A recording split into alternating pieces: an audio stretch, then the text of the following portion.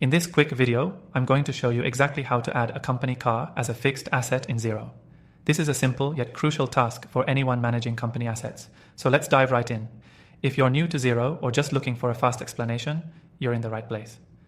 By the end of this video, you'll know how to manage your company's vehicle like a pro.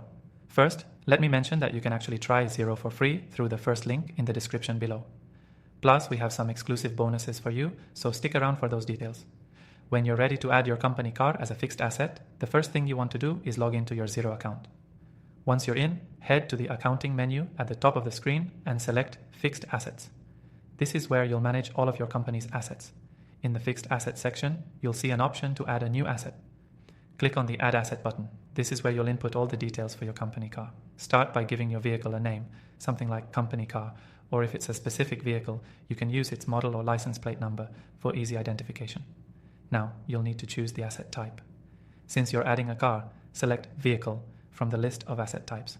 If you don't see Vehicle right away, Xero also allows you to create custom asset types, but using the default works fine for most situations.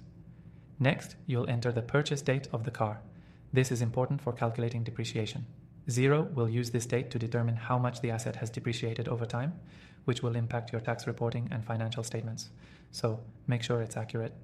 Then you'll enter the cost of the car. This is the amount your company paid for the vehicle, including any additional costs like registration, taxes, or fees. After that, Xero will automatically calculate the depreciation based on the cost and useful life of the asset. If you're unsure about the useful life, you can refer to industry standards or check with your accountant. Speaking of depreciation, you'll want to select the depreciation method.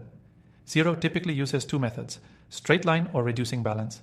Straight line is the most common, where the same amount is depreciated every year, while reducing balance means more depreciation occurs in the earlier years. Choose the method that works best for your company's accounting needs. If you're unsure, a quick conversation with your accountant can clarify the best choice. You'll also need to assign a tracking category. This isn't always required, but if you use Xero's tracking feature to manage multiple departments or projects, this is where you'll assign which department or project the car belongs to. Once you've filled in all the details, simply hit Save, and your company car will now be listed as a fixed asset in Xero. That's it. You've just successfully added a company car as a fixed asset in Xero. Remember, Xero does a great job of tracking depreciation automatically, and you can always edit the asset's details later if anything changes, like a new value or updated depreciation schedule. Before I wrap up, make sure you check the link in the description for your exclusive free trial of Xero and those extra bonuses we've mentioned. It's a no-brainer for anyone looking to simplify their accounting and asset management. So, if you've been wondering how to add a company car as a fixed asset in Xero, now you know exactly how to do it step by step.